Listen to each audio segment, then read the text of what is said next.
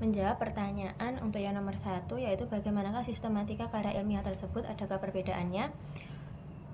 Dari ketiga artikel ini memiliki perbedaan karena jenis publikasinya yang berbeda. Untuk artikel 1 dan 2 yaitu dari Kompasiana.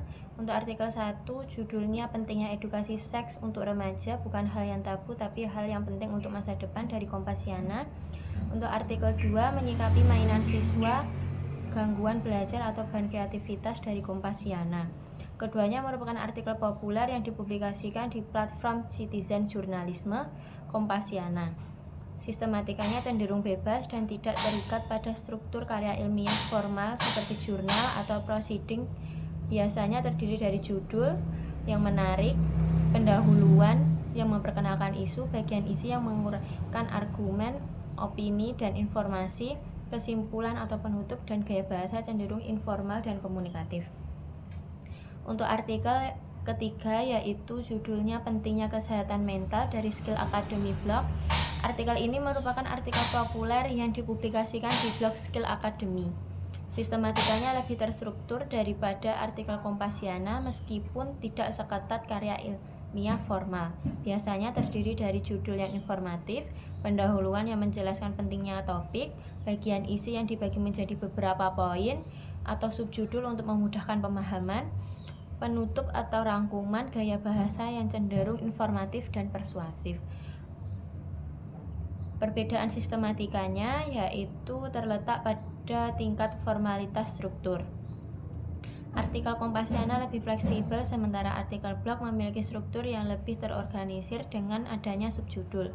Keduanya tidak mengikuti struktur karya ilmiah formal seperti abstrak, pendahuluan, metode, hasil, dan pembahasan. Di sini saya akan menjelaskan pertanyaan nomor 2, bagaimana penggunaan bahasa pada 3 karya ilmiah tersebut, bagaimanakah perbedaannya, dan adakah kesalahan berbahasa.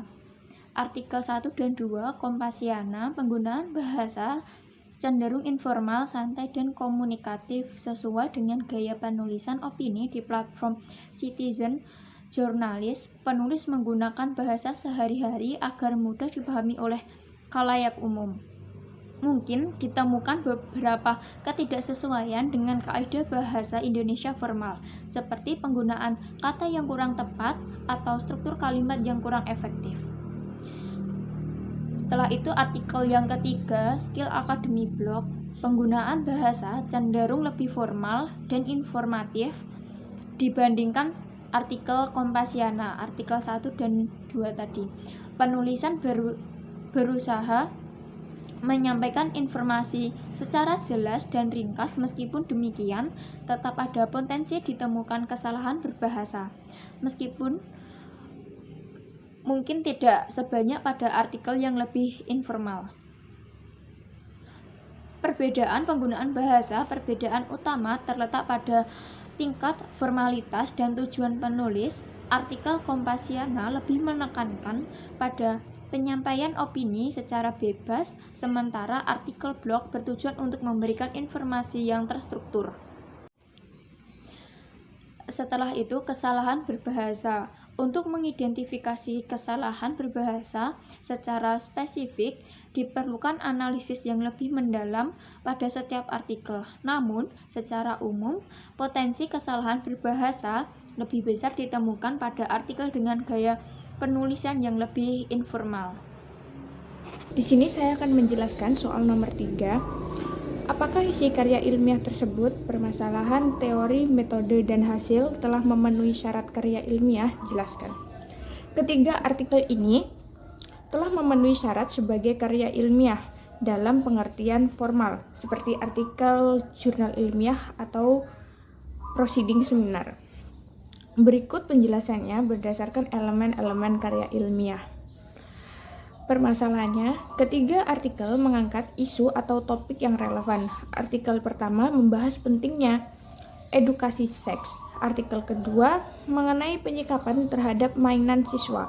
Dan artikel ketiga tentang pentingnya kesehatan mental. Namun, perumusan permasalahan tidak dilakukan secara sistematis dan mendalam seperti dalam karya ilmiah. Teorinya, Ketiga artikel tidak secara eksplisit mencantumkan atau mendasarkan pembahasannya pada teori-teori ilmiah yang relevan.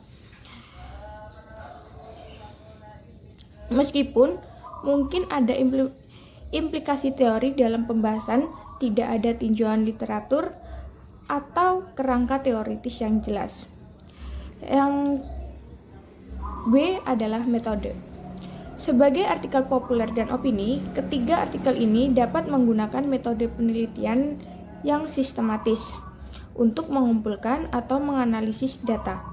Tidak ada penjelasan mengenai desain penelitian, partisipan, instrumen pengumpulan data, dan teknik analisis data. Hasilnya, ketiga artikel menyajikan pandangan, opini, atau informasi berdasarkan pengamatan atau pemahaman penulis. Tidak ada penyajian hasil penelitian empiris yang diperoleh melalui metode ilmiah.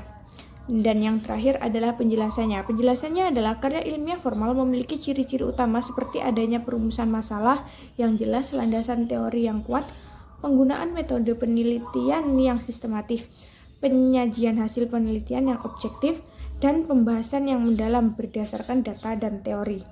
Ketiga artikel ini lebih bersifat informatif, opini, atau edukatif bagi khalayak umum dan tidak memiliki elemen-elemen tersebut secara komprehensif. Mungkin cukup sekian penjelasan dari kelompok kami. Jika ada kurangnya kami mohon maaf. Wassalamualaikum warahmatullahi wabarakatuh.